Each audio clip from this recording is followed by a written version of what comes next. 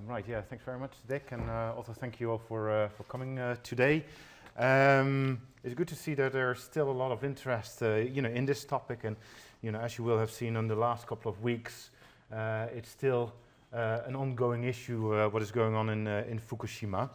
The reason why we have this seminar today is because we did a piece of work for the UK Energy Research Centre, which we coordinated with a National Institute for Environmental Studies, so together with Midori Aoyagi, to look at the impacts of the Fukushima accident on public attitudes towards nuclear power and energy futures in general. And that was the start, the idea for this seminar, because attitudes in themselves don't say too much. I think, to get a complete picture, you would also have to look at, what is going on in the media, how does it impact on the on policy, and how are the risks of nuclear power communicated. So that was the basis for this seminar. So what we'll be doing is that today we'll be looking at risk perceptions and communications, as well as one talk on energy policy. And then tomorrow it will continue. We'll be talking about media representations, political discourse, and again a session on energy policy. Yeah, so we'll start out with the presentation of research on public attitudes to nuclear power and energy futures in the UK and Japan, followed by a presentation by Professor Nick Pigeon, sitting here in front, on Fukushima as a normal accident. And the idea of that is if you have a complex system, there's always a possibility of an accident. The third presentation will be by Midori Aoyagi, who is also a partner on this research that I will presenting first, but she will be talking about changes in public attitudes towards climate change in Japan. This afternoon, after tea and coffee, Pablo will be talking about risk communication during and after the Fukushima disaster from a different perspective, so more qualitative, more anthropological. And then we'll end today by a talk by Shunsuke Managi on the impact of Fukushima on energy policy in Japan. Tomorrow morning, Karin from JOMAC, from journalism at Cardiff University, will be talking about Fukushima disaster in the media, followed by Mikihito Tanaka doing the same thing, but then in Japan, and he will be focusing on legacy and social media. And then the final session will be on political discourse and on the impacts of Fukushima on the European energy sector.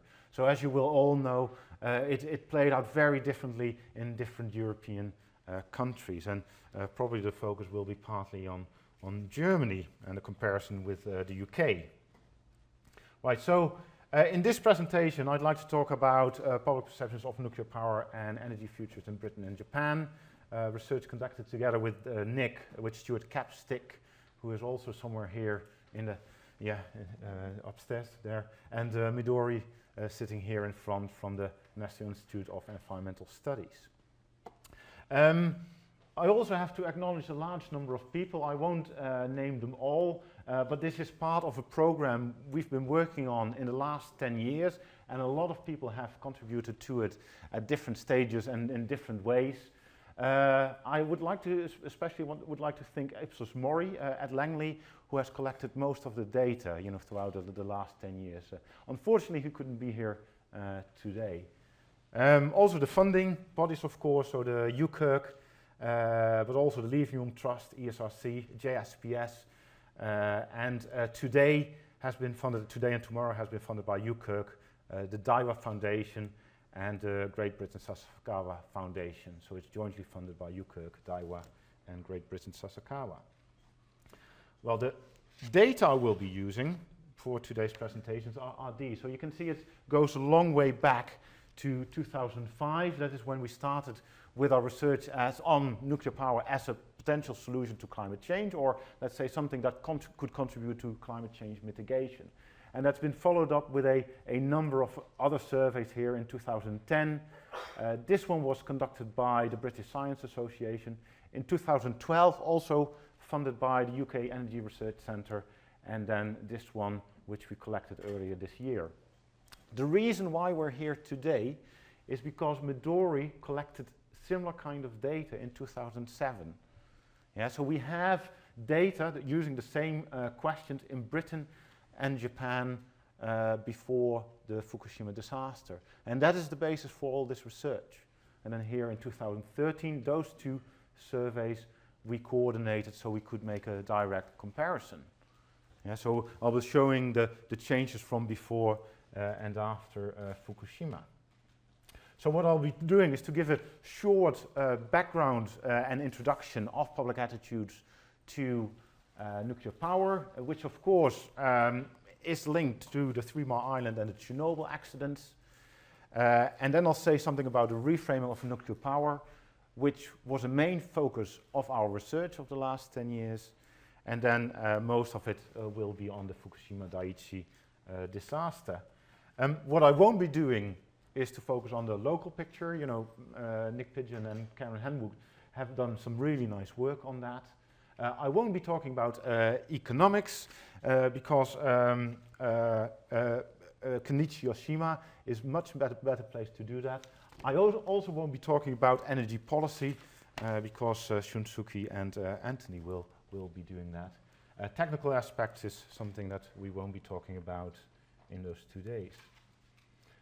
So as you all know, historically there have been highly negative connotations associated with nuclear power and waste. And in particular in the late 1970s and throughout the 1980s there was a high level of opposition to nuclear power. And that of course, you know, was linked to the 2 major accidents in America in 1979 and in the Ukraine in 1986. And most of you will still remember what happened in 1986. Also, it used to be let's say, the defining issue of the environmental movement. Yeah? So if you were part of that, you know, you would be against nuclear power. Although that seems to be changing at the moment a little bit. Although I have to say it's been less influential in Japan. Yeah? So the environmental movement and their impact on nuclear policy hasn't been as strong as in Europe and in North America. And there, quite understandably, the focus has been much more on the military use of nuclear technology. In terms of the psychology, you could say, you know, it takes a very special place in people, their mind, because, you know, it's a uniquely dreaded and unknown risk. So for that reason, it takes a very special place as compared to other kinds of hazards. And mentally, there's also, not without reason, I have to say, an association with nuclear weapons, but also in terms of public fears about, you know, radiation. Yeah, so what might that do to, you know, people and the environment? I will go through this quite quickly, but, you know, often the public is accused of not being rational about the risks of nuclear power. And, you know, if you compare the number of deaths per megawatt hour, you know, energy produced, you know, it is much lower than other fossil fuels, for example, and, you know, mainly coal. Yeah, so per megawatt hour you have far more, you know, the death for fossil fuels and coal than for nuclear power. But, you know, what I'm trying to say here is that when you're talking about lay beliefs about a particular technology, it's not only about the risks itself. Yeah, so it's also about the qualitative characteristics, so the catastrophic potential, which of course is bigger for nuclear power as shown by Fukushima. Also social implication effects. So in terms of, you know, what does the media do? What is reported? What do stations, you know, focus on? You know, is it the risks? Is it the benefits? And also, as we'll see later on, trust in risk managers is crucially important. Yeah? And then the perceived benefits, of course, also matter. So here, you know, I like to show this always as probably the most famous, you know, figure in environmental risk perception. This is the classic two-factor solution of the psychometric paradigm. So here you have the dread factor, which basically is catastrophic potential. And here you're having the risk being unknown. So it's quite a complex technology. And here you can see that nuclear power is high on both. Yeah? This is in 1980. It may have changed, you know, slightly since. But you know, you can see it's very separate from all the other hazards. Also, this one I quite like to show, it's more popular representations of nuclear power. This one here on the left, Homer, is probably the most famous nuclear power plant manager. And the question here, of course, is, would you trust this man to run your nuclear power station? Yeah, and probably we all know the answer to that. And this is Blinky, the three-eyed fish, also of The Simpsons. I don't think The Simpsons is shown in Japan, so this, so people may not know the Blinky. But according to Montgomery Burns, this is merely the next step in evolution. But what I'm trying to show here is that these are the fears that people associate with what can happen if the environment gets exposed to radiation. Of course, 3 Mile Island and the Chernobyl accident. I suddenly seem to miss some pictures here, but basically this is the 3 Mile Island with a reactor which is not in use anymore, and this of course is Chernobyl, and that had major impacts in how people thought about nuclear power. This is a very clear time series, what happened in the US. This is from the Cambridge reports. Quite interestingly, if you look at what happened in the 1970s, there was far more support than opposition, for quite a long period. And this, of course, you have to see in the context of oil crises at the time, making energy security, but also at the time being, part of the new, brave world of cheap energy, as at the time people thought it would be. You can see here the 3 Mile Island accident, and after that you can see it changed overnight. What is interesting in this slide is that if you're looking at a Chernobyl accident, hardly anything happened. So probably it was too far away from the US to make any difference. Yeah? So here opposition was already high, and it stayed high. Yeah? Although this becomes a little bit more unstable afterwards. What also has an impact, and here you can see the association with the military use of nuclear technology, is that it's also the military built-up that can make a difference in terms of attitudes. The Chernobyl accident, of course, was much closer to most people here, at least from the UK. This is the radioactive fallout. You can see a very deep red here for large parts of Eastern Europe, but also here in Scandinavia and the northern Mediterranean. So the Alps got a high doses over there. Also the higher parts here in the UK got quite a bit of radioactive fallout in the, after the Chernobyl accident. The reason why I'm showing this is if you're looking at public attitudes, you can see that across Europe, it went from a minority opposition to a majority opposition. Although where you had the greatest, exposure, you saw the biggest change. So here in Austria, Finland, Greece, and the former Yugoslavia. Whereas the US again, hardly anything changed. Yeah, so it seems that geography, how far it is, whether you get exposed, whether you feel vulnerable, does make a difference in terms of the impacts of an accident. Well, then, for a long time, nothing much happened. So the 1990s was a relatively quiet period in terms of public attitudes and policy. Yeah, it was partly to do with the public opposition to nuclear power, but also at the time the economics, weren't really, in favor of nuclear. Oil was at historic low prices, so nothing really happened, and policymakers didn't really want to commission anything new and to have the hassle. But then something started to change by the end of the 1990s and the early 2000s, which is sometimes referred to as the nuclear renaissance or the nuclear comeback. And this on the right-hand side, this is a poster for a documentary, and I haven't seen it myself, but I really like the tagline because it precisely describes what it is about. So it's scary, it's expensive, but could it save the Earth? And that basically is, what we call the reframing argument. So basically, nuclear power as a solution to climate change, or making a contribution to climate change mitigation. So saying that nuclear basically is a green energy because it has low CO2 emissions, at a point of generation. There's other arguments, in terms of energy security. But that, of course, has always been part of the argument for nuclear power. So that was the main argument in the 1970s, but then from the early 2000s onwards, you also had this argument for climate change as a low-carbon energy source.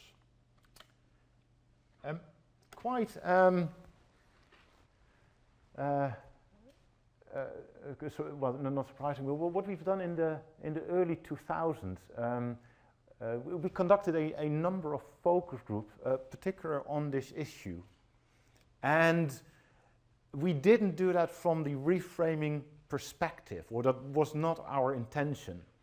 Right? At the time, we were working on the Understanding Risk project or program, so led by Professor Nick Pidgeon, and we were looking at how people responded to different types of technologies and risks.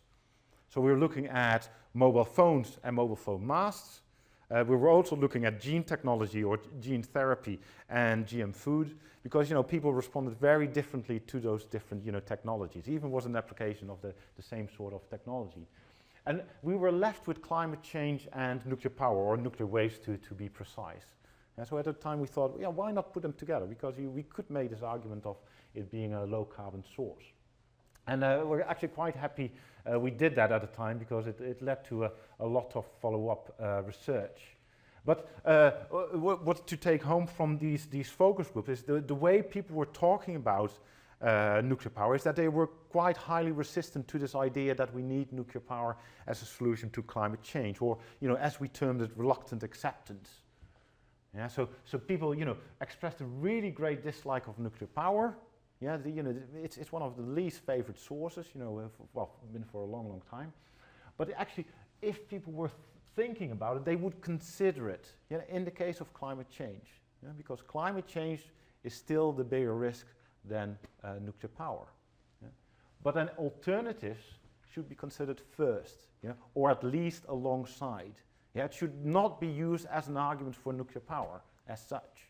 Yeah? So it could be part of the solution, but not the only solution. Also, in research we did as a follow-up to that work, you can see that if you're looking at unconditional support, as we term it, so without any context, you can see that there's about a third that has favorable views of nuclear power. So it's about split. A third against, a third, well, a little bit more than a third at the time, doesn't like it, and about 1 in 5, is somewhere in the middle. The moment you put it in the context of climate change, then it changes. Yeah, so suddenly there's a majority that they think, well, we might want to consider it. Yeah, so that is, what we want to, mean with conditional support for nuclear power. Yeah. This is an item we constructed in order to get at this reluctant acceptance, where people first can express their dislike, of nuclear power. And again, you can see that there's then a majority, that respond positively to such an item. At the time, because we labeled this as reluctant acceptance, so people didn't really wholeheartedly support nuclear power. So we thought that it would be quite easy to, that this support would evaporate if something major happened. And that's also what we wrote in a publication in 2008. Yeah, so if something major would happen, this reluctant acceptance would suddenly, disappear, or would at least be diminished. And then, of course, Fukushima happened. Yeah. The first response to the accident or to the emergency, did seem to suggest that, support would evaporate, would disappear. Yeah? You can see all across the world there was diminished support for nuclear power. Yeah? Not only in Japan, which is there on the upper left-hand side, but Europe, Asia, Africa. There are a couple of countries where you had an increase in support, but overall very clear, decreased support for nuclear power. What is quite crucial is the time this data was collected. Yeah? So in March and in April. Yeah? That was at the height of the accident. It was in the news all the time. Yeah? Also, in the UK, we saw that after the Fukushima accident, you saw a great drop in support. Yeah? And quite a big increase of, how much is it? 9% in opposition. So this is data collected by Ipsos Mori for the Nuclear Industry Association. Yeah? What we didn't expect to happen is this. Yeah? So it's only a very short-lived increase in opposition, and then afterwards you can see there was even more support for nuclear power than afterwards. So the Fukushima effect, at least here in the UK, looked quite short-lived. Question, of course, is what happened in Japan, because there nuclear power was part of a major expansion, and basically, well, almost literally to fuel their economic boom of the 1970s and 80s. Yeah. And just before the Fukushima accident, about a third of electricity was generated from nuclear power. Yeah. And then there was this plan to expand it, to increase it up to 50%, making it one of the, the bigger producers in the world. But here you can see those photos. This is in Tokyo in 2012. Big demonstrations, and not very common in Japan to have demonstrations. So it does show the strength of opposition to nuclear power. If you look at the dynamics of attitudes from before the Fukushima accident, you can see quite a similar pattern as in Europe and in the US, although a little bit more delayed. So here you can see in the 1980s, there was more. Well, again, I can't read this, but there's so many people in the public here can. So more support than opposition, and quite, big difference. Yeah. Here you can see throughout the 1980s there was a big drop. Yeah. So here there's the Chernobyl accident, but you can see already before it, the support started to drop. So here, throughout the 1990s and 2000s, you had more opposition than support, and it remained high for a while, also because of numerous accidents and incidents. Yeah, so near misses. Yeah, so that's this is a big one that happened after the Niigata Chuetsu earthquake. So Fukushima is not the first accident or incident triggered by an earthquake in Japan. Yeah. But quite interestingly, in 2010, so before the Fukushima accident and at the time of the energy plan, the 2010 energy plan, you can see there was more support than opposition. If you're looking at, just to have some kind of a baseline to compare it with, here in the UK, again, these are is our own dates from 2013, 10, and 2005. You can see that nothing much happened in terms of favorability ratings regarding nuclear. Yeah, it's all the same. So whatever survey we did, it's around 30%. That has favorable views of nuclear power, and at net, it's quite negative. So there's more people who have unfavorable views of nuclear power than have favorable views in terms when we asked this question. Quite interestingly, what we did find changes in was not nuclear, but here with renewables. Yeah, so instead of decreased favorability ratings for nuclear, we found that people have less favorable, in particular for wind, less favorable views. Not sure where that's come from, but it could be that some media reporting regarding wind farms has been less than positive. If you're looking at Japan, it's a slightly different question, which I need to add. You can see that there's a much bigger change here in terms of nuclear. Yeah, so in terms of favorability ratings, that's about halved. Yeah, so this used to be about, less than 30, and this is about, 15, something like that. Yeah. There's also, some variation here, but basically this stays at the same level. Yeah, so the biggest change is for nuclear. Also, when you make the comparison between the UK or Great Britain and Japan, you can see two major changes, or differences. So here, even if it's not very positive in Great Britain, people have, in Japan, have much lower ratings of nuclear and fossil fuels, whereas the opposite here with regard to renewables. Concern, again, Great Britain to have a comparison. a very clear effect actually, or before and after Fukushima, concern actually has gone down, in the wake of the Fukushima disaster, which personally I'm very surprised about. Great Britain, Japan again.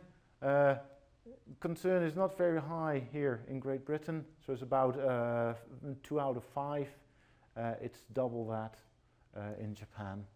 You can see 37-40 is about 80%. So it's a completely different level than here in the UK. Let's see, I'm missing a slide here. Yeah. Personally, I quite like this question. This is about, let's say, the policy options that are available in terms of what to do with nuclear power. So whether we should increase it, whether we should maintain it, phase out or shut down immediately. So theoretically, those are the 4 options. If you're looking at Great Britain, the slides have been a little bit messed up, so I hope this goes right. It's again a very clear effect from before and after. So if you're looking at a proportion of people who wants to phase out or shut down nuclear power plants, has dropped considerably. So here it goes from about 50% to about 30%. And that's a massive drop. In terms of support for maintaining nuclear power, that has stayed at the same level. So it is, the group of people that, let's say, was traditionally, was opposed to nuclear power, they seem to have become less certain, because the don't know option has gone up at the same time. So from being opposed to being more ambivalent, probably. In terms of Japan, it's completely different. We only asked it in 2013, but these results are very, very clear. More than an absolute majority, or an absolute majority of 53%, wants to continue existing nuclear power plants, but then not replace them, after the end of their productive life. So basically, the idea, also looking at the positive attitudes towards renewables, is use it, as long as as we can now, because you can't replace it immediately, but then replace it with alternatives in the longer term. So that probably is the best way to describe attitudes in Japan. Now let's see where we end up.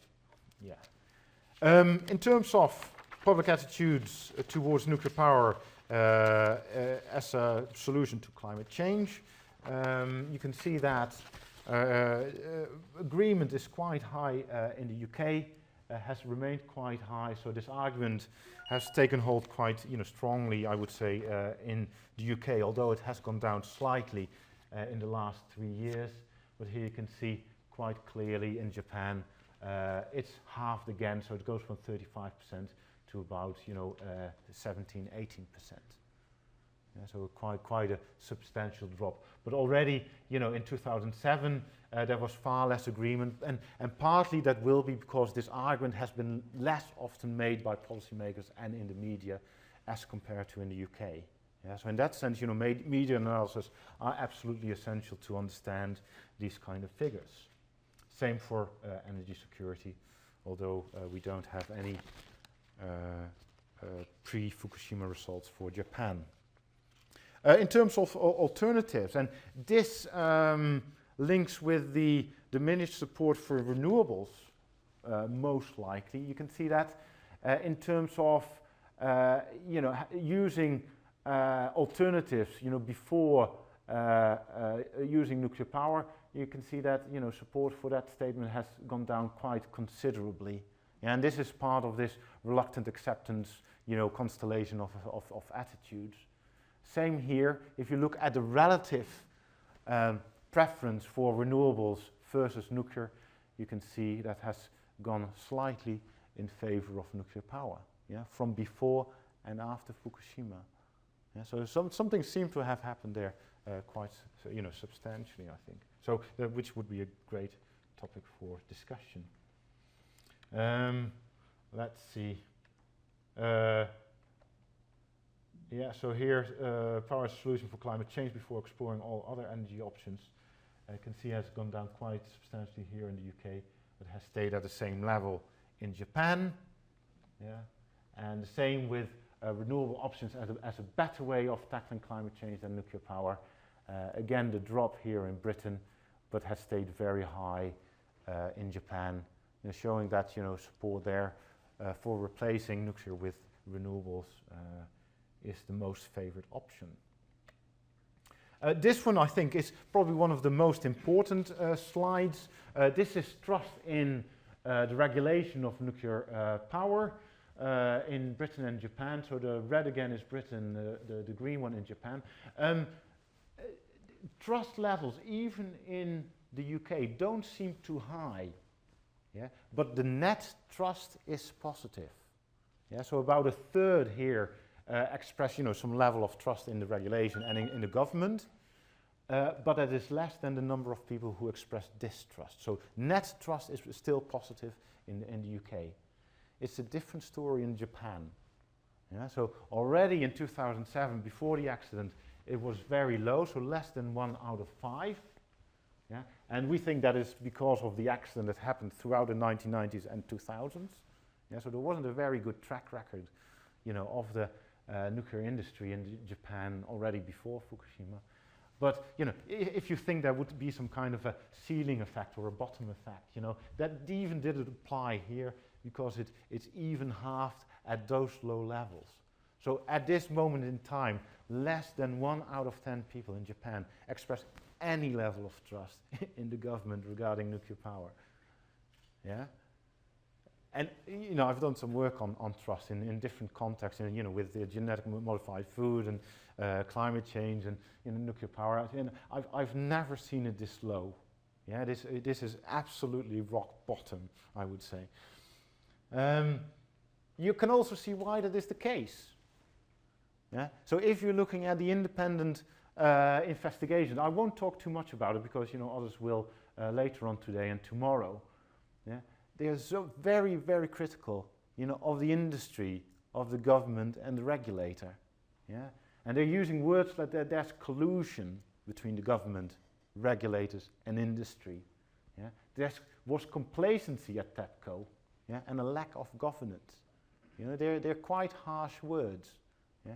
And if you don't think that's enough, they say, basically they betrayed the nation's right to be safe of nuclear accidents. Yeah? And they're not my words, but they are the NAIIC's words. Yeah? So basically, it's a very rational response to, say, well, they are not to be trusted. Yeah? So I can't stress this too much. The question, of course, is how to restore trust. Yeah? Also, I like to show this slide. So this is a series, data series collected by Asahi Shimbun, one of the bigger newspapers in Japan. So, and they like to do polls on different kinds of topics. And in 2011, they did a series on Fukushima, of course. And what is interesting on this slide is that in April and in May 2011, there was still more support than opposition. And I think this shows that if there only would have been an accident, and if it wasn't about, let's say, complacency, collusion, and betrayal by the industry and government, I think you still might have had more support for nuclear power in Japan. Yeah? So this has dropped significantly. So basically, as a summary, attitudes and trust are surprisingly robust in the UK and even appear to have gone in the other direction than expected, and also a distinct drop in popularity of renewable resources, yeah, instead. Yeah. In Japan, it's different, so it greatly affected support, an overnight change, but then greater changes after. And you could say there's a complete breakdown of trust, in industry and in government. And I think because of that, opposition in Japan is likely to remain. This one will be talked about, I think, in the next two presentations. So what needs to happen to restore trust? And also in terms of other energy sources, there is great appetite for renewables. So that is definitely something to be looking into as a way to replace nuclear. So thank you very much.